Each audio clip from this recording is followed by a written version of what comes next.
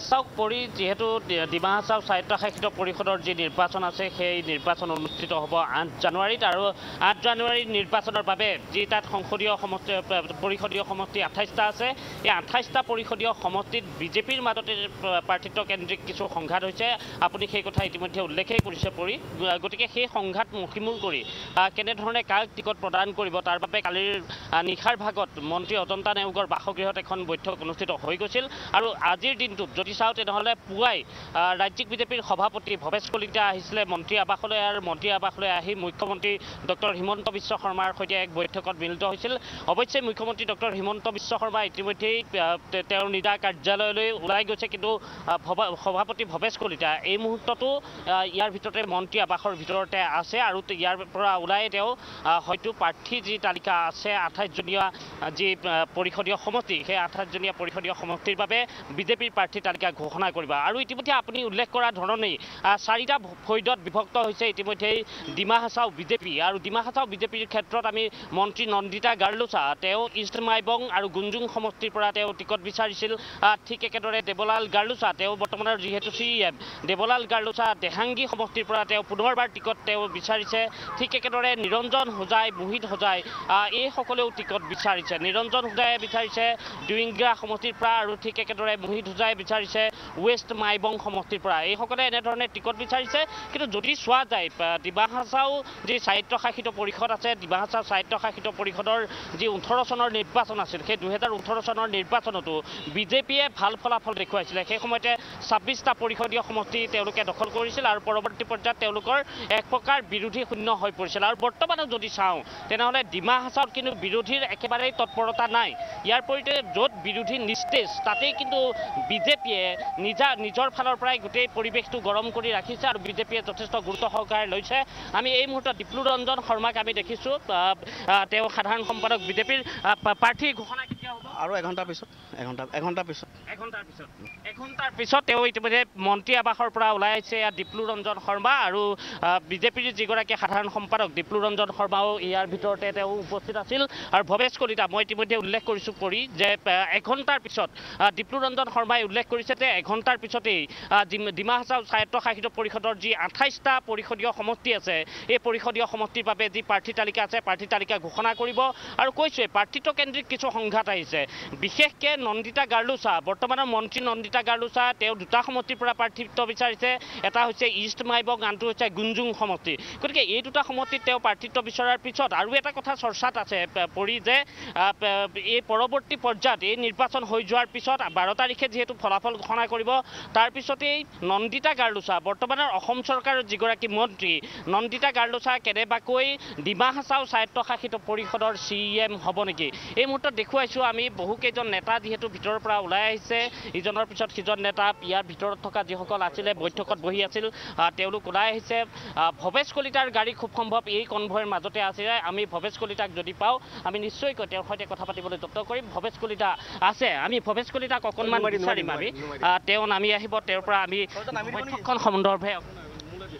যেহেতু আজি প্ৰাৰ্থী তালিকা ঘোষণা কৰিব আৰু কালিৰ নিশাৰ ভাগত এখন বৈঠক হৈছিল আৰু ইয়াৰ পিছতে মই কৈছোঁৱেই যে মুখ্যমন্ত্ৰীৰ সৈতে ৰাজ্যিক বিজেপিৰ সভাপতি ভৱেশ কলিতা এখন বৈঠক কৰিছে তাৰ পিছত ওলাই আহিছে প্ৰাৰ্থী তালিকা কেতিয়া ঘোষণা ইতিমধ্যে আমাৰ কিছু সময়ৰ পিছতে আমাৰ বৈঠক হৈ গ'ল 28টা যি সমষ্টি আছে MSC সমষ্টি আটাইকেইটাৰ কাৰণে আমি প্ৰাৰ্থী চিলেকশ্যন কৰিলোঁ 3জনী মহিলাক আমি সুযোগ দিছোঁ তাত যিটো MSC ইলেকশ্যন আহি আছে 8 জানুৱাৰী এই ইলেকশ্যনত তেওঁলোক অৱতীৰ্ণ হ'ব আৰু কিছু সময়ৰ পিছতে আমি পাৰ্টি অফিচত আপোনালোকক আনুষ্ঠানিকভাৱে এইখন ডিক্লেয়াৰ কৰিম তেখেত মন্ত্ৰী হৈ আছে তেখেত মন্ত্ৰী হৈ আছে না অলপ পিছতে গম পাই যাব অলপ পিছতে আপোনালোক বলক পাৰ্টি অফিচলৈকে তাত গোটেই ডিটেইলছটো আপোনালোক দি দিম কোনো বৈঠক নাই এইবিলাক ৰাষ্ট্ৰীয় সাংগঠনিক সাধাৰণ সম্পাদক BL সন্তোষ সম্পৰ্কে তেওঁ ৰাজ্যিক বিজেপিৰ সভাপতিয়ে একো ক'ব বিচৰা নাই তেওঁ কৈছে যে কিছু সময়ৰ পিছতে তেওঁলোকে প্ৰাৰ্থী তালিকা যিখন আছে সেই প্ৰাৰ্থী তালিকা তেওঁলোকে ঘোষণা কৰিব আৰু 3গৰাকী মহিলাক সুযোগ দিয়া বুলি কৈছে 28টা পৰিষদীয় সমষ্টি যি আছে সেই 28টা পৰিষদীয় সমষ্টিৰ বাবে 3গৰাকী মহিলাক সুযোগ দিছে মোহিত হোজাই নিৰঞ্জন হোজাই সম্পৰ্কে এতিয়ালৈকে একো কোৱা নাই কিন্তু নিশ্চয়কৈ তেওঁলোকে যিহেতু প্ৰাৰ্থী তালিকা ঘোষণা কৰিব আৰু কৈছোৱে যে প্ৰাৰ্থিত্ব কেন্দ্ৰিক কিছু সংঘাত আহিছিল আৰু নন্দিতা গাৰ্লুচা সম্পৰ্কত তেওঁ কৈছে যে মন্ত্ৰী নন্দিতা গাৰ্লুচা এতিয়া মন্ত্ৰী হৈ আছে গতিকে এতিয়ালৈকে এই কথাটো আমি নিশ্চয়কৈ ভিতৰুৱা কি খবৰ আছে সেই সম্পৰ্কেও জানিম কিন্তু যেহেতু কিছু সময়ৰ পিছতে তেওঁলোকে সংবাদমেল সম্বোধন কৰিব আৰু প্ৰাৰ্থী তালিকা ঘোষণা কৰিব সেই প্ৰাৰ্থী তালিকা ঘোষণা কৰাৰ লগে লগে এই প্ৰশ্নবোৰ যিখিনি প্ৰশ্ন আছিল যে ডিমা হাছাও স্বায়ত্তশাসিত পৰিষদৰ নিৰ্বাচন কেন্দ্ৰিক যি প্ৰাৰ্থিত্ব কেন্দ্ৰিক সংঘাত হৈছিল সেই সংঘাত কেনেধৰণে মুখিমূৰ কৰিলে কালি নিশাৰ ভাগত এখন বৈঠক গুৰুত্বপূৰ্ণ বৈঠক অনুষ্ঠিত হৈছিল য'ত অজন্তা নেওগ আছিল আৰু অজন্তা নেওগৰ লগতে তাত 28 গৰাকী পৰ্যবেক্ষক নিয়োগ কৰা হৈছিল আৰু 28 গৰাকী ৰাজু যেহেতু ৰাজ্যিক বিজেপি সভাপতিগৰাকীয়ে যি মন্তব্য কৰিছে যে নন্দিতা গাৰ্লুচা দুটাকৈ সমষ্টিৰ পৰা ইতিমধ্যে টিকট বিচাৰিছে কিন্তু টিকট বছৰ সেই প্ৰশ্ন উত্থাপন কৰাৰ সময়তে ভৱেশ কলিতা সেই সন্দৰ্ভত এনেদৰে যেহেতু কৈছে যে তেওঁ বৰ্তমান মন্ত্ৰী হৈ আছে কি ইংগিত সূচাইছে আচলতে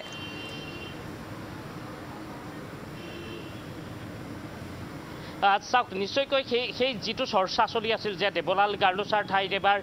CM কেনেবাকৈ নন্দিতা গাৰ্লুচা হ'ব নেকি সেই তাক লৈ কিছু বিতৰ্ক হৈ আছিল তাকে লৈ কিছু সংঘাতৰ সৃষ্টি হৈছিল গতিকে সেই সংঘাতৰ হয়তো ক'ৰবাত তাৰ বাবে কালি নিশাৰ ভাগৰ যিখন বৈঠক আছিল সেই বৈঠক অনুষ্ঠিত হৈছিল আজিৰ পুৱাৰ ভাগতে মুখ্যমন্ত্ৰীৰ বাসগৃহত ৰাজ্যিক বিজেপিৰ সভাপতি আন এখন বৈঠকত মিলিত হৈছিল গতিকে এই বৈঠকবোৰে হয়তো ক'ৰবাত নন্দিতা গাৰ্লুচাক যিহেতু দুটাকৈ সমষ্টিত তেওঁ প্ৰাৰ্থিত্ব বিচাৰিছিল হয়তো প্ৰাৰ্থিত্ব দিয়াৰ ক্ষেত্ৰত ক'ৰবাত তেনেধৰণৰ কিছু সিদ্ধান্ত লৈছে ক'ৰবাত নন্দিতা গাৰ্লুচাৰ যি দুটা সমষ্টি ইষ্ট মাইবং আৰু গুঞ্জুং সমষ্টিৰ পৰা বিচাৰিছিল হয়তো তেনেধৰণৰ প্ৰাৰ্থিত্বৰ পৰা তেওঁক বঞ্চিতও কৰিব পাৰি কিন্তু তাৰ লগতে তাৎপৰ্যপূৰ্ণভাৱে আৰু এটা কথা যিহেতু ভৱেশ কলিতাই কৈ গৈছে যে 3 গৰাকী প্ৰাৰ্থীক সুযোগ দিয়া হৈছে ইয়াৰ ভিতৰত মহিলা প্ৰাৰ্থী হয়তো এগৰাকী ৰিপা হুজাই হ'ব পাৰে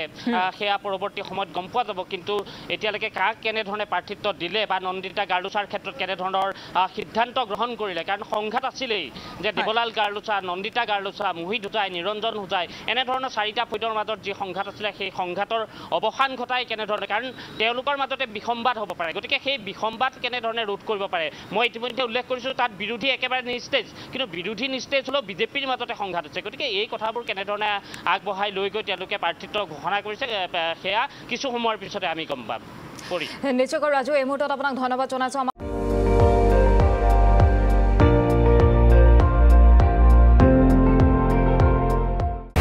আপুনি চাই আছে ND24 সৰ্বশ্ৰেষ্ঠ নহয় সৰ্বোত্তমৰ দৌৰ